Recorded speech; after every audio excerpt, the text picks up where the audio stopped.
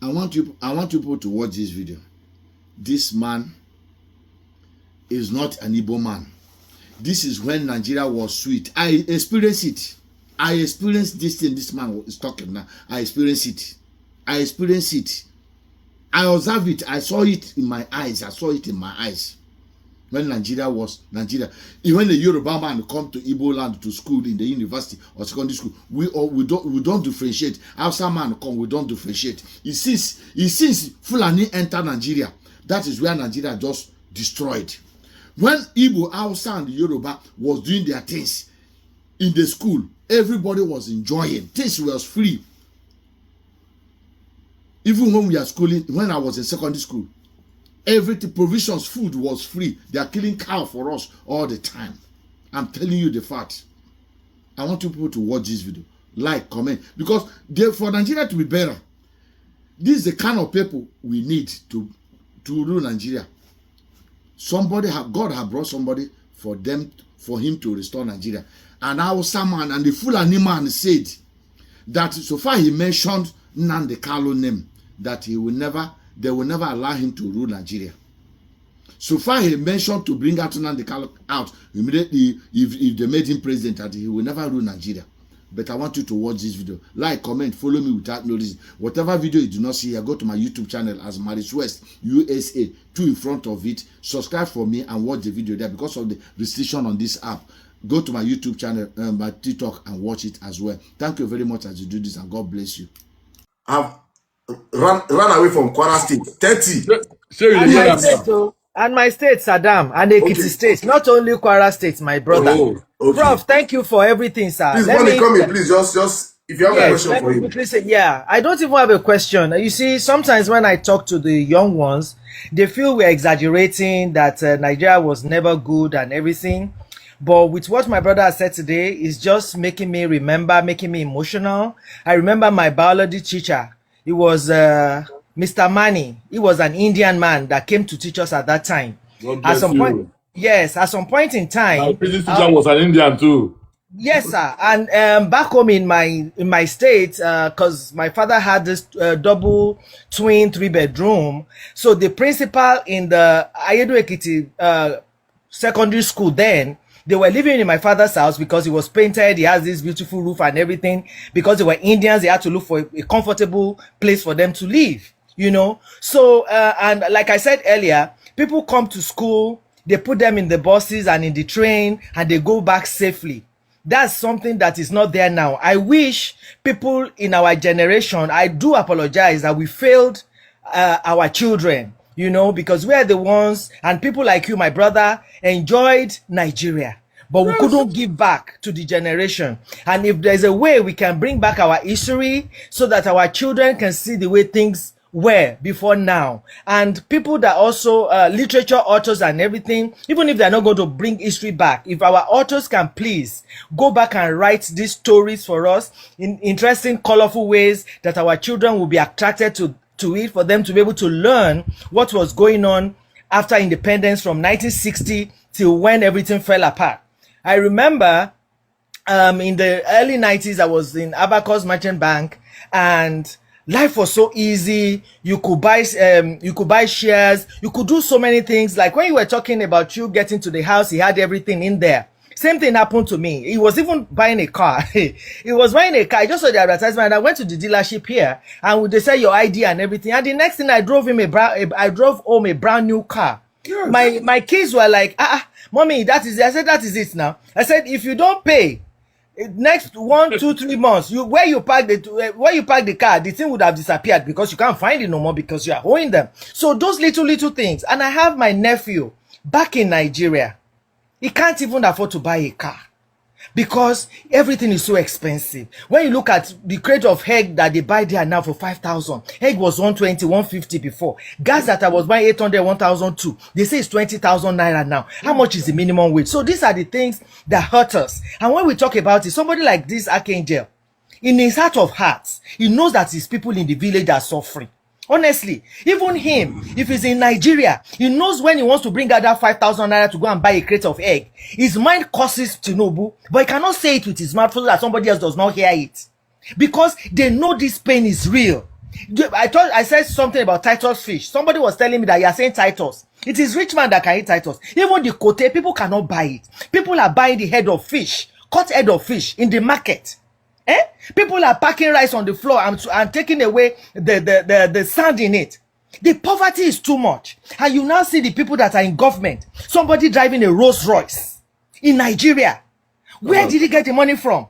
And this person's village does not have a children's hospital. There's no MRI machine. There's no CT machine. I was talking on a space yesterday. I said in the hospital that I work, my wheelchairs have oxygen tanks attached to them. When patients come into the hospital, they save their own oxygen. The little one they have, they plug it to the one in the hospital. When they are done, then they keep going. And some people die in Nigeria because of oxygen. Oxygen. Now, madam, those things you describe in your hospital, were they done by angels or they were done by human beings? Excuse me, sir. Now you want me to break down and be so emotional and start crying? No, please, sir. Don't just let us go there. In the hospital, you see the computers and everything that they use, even the bed that they are on. And when you get there, you see when my family members died when Nigeria happened to us. My sister-in-law went to 4 hospitals. They sent her back home because of blood. And the next day, she couldn't go back to the hospital. She was dead before the next day. So how many are we going to talk about? I sent gloves back to Nigeria. Gloves. Because there's no gloves. You send masks back to Nigeria. You have to take water to the hospital. How many are we going to talk about? So our children need to understand that this election that is coming, it is their destiny. Is one in a lifetime. 4 years is what you have. And this last 4 years, if you don't make up our mind in 2027, there might not be a Nigeria no more. Because the next one that will happen, nobody wants to imagine it. So children, get up and go and get your PVC. And you're going to follow your what's it called? Your vote and your ballot to wherever it's going to be. And that's the only way we older ones, we apologize. I've been apologizing to these children that we messed up. Remember when Gowon told us that the problem of Nigeria is not money, it is how to spend it. Look at that kind of thing that is being true. I worked in Ibadan. I worked in Broken House. Femi Johnson, that yellow glass house. Yeah, I know him very well. And when you get in front of Cocoa House, they say, Cocoa House, I will shoot you like son. When you want to look at Cocoa House like that, the feel your head will fall down. That is why they always look at Cocoa House. I worked in Femi Johnson in there. Cocoa House, which money was they? Did they use to build Cocoa House? Show me another Cocoa House now, all over Nigeria. Show me Liberty Stadium, all over Nigeria. Even this what's it called? The stadium. Somebody did documentary at the stadium. You will cry, sir. The place is so desolate and so dirty. What are we doing? Look at what cup is going on. Nigeria is not qualified. I remember those days of JJ Okocha, Amokachi, and Emunike. That's when Mutiu Kekere. That's those days that I enjoy football. But look at what is going on. That's why I'm saying that this country. Imagine one has to trek from my house in Ajegule to stadium to watch match. Just to show you we have people like Taylor Korowanta, Stephen Casey. Name this classical footballers. Olusegun Odegbami. Those are incredible players. John Chukwu and all those people. Yes. I don't know in Lyrica. One of the best dribblers I've ever seen in my life. I don't know in Lyrica of stationary stores in Lagos. These are Fregene goalkeepers. I said we will trek to go and watch. Trek. Finish watching, you come back. We could have built on that. No, we cannot build on it, sir. It's so unfortunate because the greed came. I remember when we were talking about the SAP, Structural Adjustment Program. They now said they were going to be giving us essential commodity. In my life, we had to go somewhere to go and line up for them to give us essential commodity per family. The height of humiliation at that time. That is when our company was going down this thing because of greed. And these people that are stealing this money, I said it yesterday. I said what they're supposed to use to better people's lives are like wristwatches in their bedroom. Can you imagine somebody that is sane, that is not mentally deranged? You wake up in the morning, you show us the number of wristwatches that you have. You step out of your house, you go to your car lot and you show us the number of cars that you have in your car lot. The number of power bicycles that you have. What does that translate to? And in that your village, you don't even have a cancer center there. There's no MRI machine there. Look at that. Everything, and that is supposed to be. You have stolen everything. You stole everything dry. Yes, all those are measures of endemic poverty. Is that not are they not mentally deranged? Yeah, the guy thinks he's rich. Showing poverty, showing wristwatch. You are mentally poor. None of them is less than $15,000. Look at my Rolls Royce. Look at my Yes. Lamborghini. You are not And if producing one, oh. my brother, and if One. he falls down now, there's no ambulance to Please. carry him to the hospital. All Oh. these If he people are falls down, saying, no please, me, I'm ambulance. angry now. Me, I don't go buy boxing No, gloves. don't be angry. So there's someone who told me now. This is for. If I catch you, come my polling unit, I go beat you. Oh. See my glove, oh, and just I'm ready. Oh, more than ready. What Oh, I'm telling Nigerians is let's that war. this country is beautiful. This country must work. Oh. This what Hold on. nonsense is this? This country is beautiful. This country can be recaptured and placed in a ride of success. It's so painful, and that's why I say I'm not ashamed to apologize that we Yes, failed sir. them, because I look Yes, back. we I did. look back to what we enjoyed. One man is accused of stealing 210 trillion. Yes, and nobody said anything. Nobody's saying anything, and we're so quiet.